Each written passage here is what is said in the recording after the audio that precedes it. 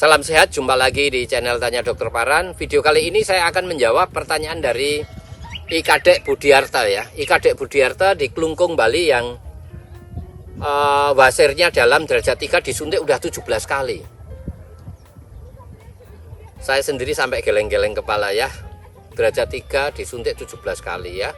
Dan tidak sembuh ya, tidak sembuh. Sebelum saya menjawab ya, saya agak sedih ya mendengar apa yang dialami Ikadek Budiarta di Klungkung, Bali ya.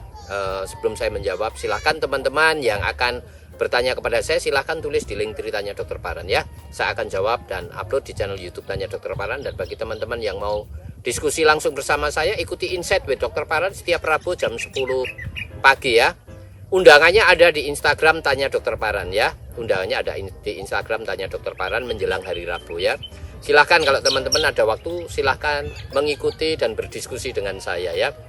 Kembali kepada Ikadek Budiarta di Klungkung yang menderita wasir dalam derajat 3 yang disuntik 17 kali. Pertanyaan saya, apakah ini tepat? Tidak tepat ya. Kita tahu bahwa tindakan tanpa operasi itu ada 3 di dalam guideline, baik di Amerika maupun Eropa, yaitu menyuntik, skleroterapi, kedua infrared coagulation, dan ketiga adalah rubber band ligation. Dan yang paling efektif di antara ketiganya ini adalah rubber band ligation atau dengan cara diikat. Kita tahu di dunia ini rubber band ligation atau cara diikat ini adalah metode paling banyak dilakukan ya. Kecuali di Indonesia. Kalau di Amerika, Eropa itu metode yang paling banyak dilakukan. Ya. Untuk apa? Wasir dalam derajat awal, yaitu derajat 1, 2, bahkan sampai ketiga ya. Kita tahu kalau derajat 1 hanya berdarah, disuntik sembuh, bahkan tidak diobati pun akan sembuh asal BAB-nya tidak keras ya. Infrared coagulation juga untuk wasir dalam derajat 1 yang berdarah. Sedangkan untuk wasir dalam derajat 2 yang sudah melorot atau 3 yang sudah melorot harus dimasukkan, itu tidak efektif ya. Ikadek Budiarta mengalami 17 kali suntikan. Saya tidak membayangkan bahwa 17 kali suntikan bahayanya adalah stenosis, menyempit ya. Beberapa pasien yang mengalami disuntik berkali-kali ya. Tidak hanya Kadek Budiarta ya, ada banyak beberapa orang yang bertanya kepada saya lewat WA saya. Itu ada yang disuntik 6 kali, ada yang 5 kali. Metodenya disuntik kulitnya yang nyeri ya, bahkan kadang dikeluarkan dulu kemudian disuntik di luar, masukin lagi ya. Bahkan ada juga yang bertanya kepada saya, sesudah disuntik di luar nggak bisa dimasukin lagi ya. Itu menurut saya metode yang kurang benar cara menyuntiknya ya.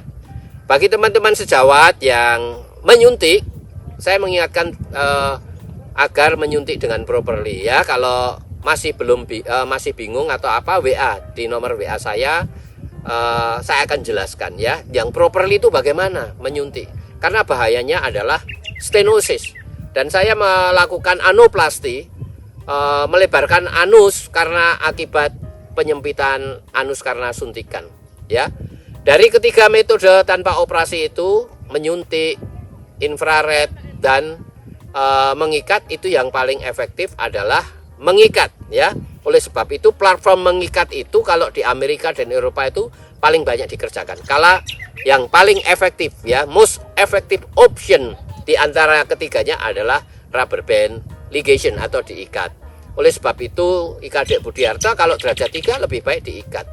Tetapi ya harus diperiksa dulu ya, apakah sudah stenosis dan apakah mukosanya atau selaput lendirnya sudah sklerotik, mengeras, di mana itu tidak bisa diikat lagi. Maka tindakannya adalah excision-hemorrhoidectomy. Sekaligus kalau menyempit dilakukan anoplasti ya, bisa rhomboid anoplasti, diamond shape anoplasti, house shape anoplasti ya, tergantung ekstrim enggaknya stenosis atau penyempitannya. Saya mengingatkan teman-teman yang menderita wasir, hati-hati dengan tindakan menyuntik ya. Kalau hanya derajat 1, diet diatur, lifestyle diatur, biasanya akan stop sendiri atau minum obat saja. Kalau sudah derajat 2 disuntik juga kurang efektif ya. Lebih baik diikat derajat 2, derajat 3 itu diikat ya. Kira-kira itu Kadek Budiarto, IKadek Budiarto di Klungkung, Bali yang saya bisa jelaskan. Waspadai adanya stenosis atau penyempitan. Dengan apa gejalanya? BAB susah dan kaliber atau ukuran kotoran kita itu mengecil ya. Bahkan kadang-kadang kita hanya bisanya mencret. Kotoran yang cair saja yang keluar, yang padat nggak bisa keluar. Hati-hati penyempitan. Kalau ekstrim harus dilakukan tindakan operasi koreksi dari penyempitannya yang kita sebut anoplasti. Jenisnya ada bermacam-macam tergantung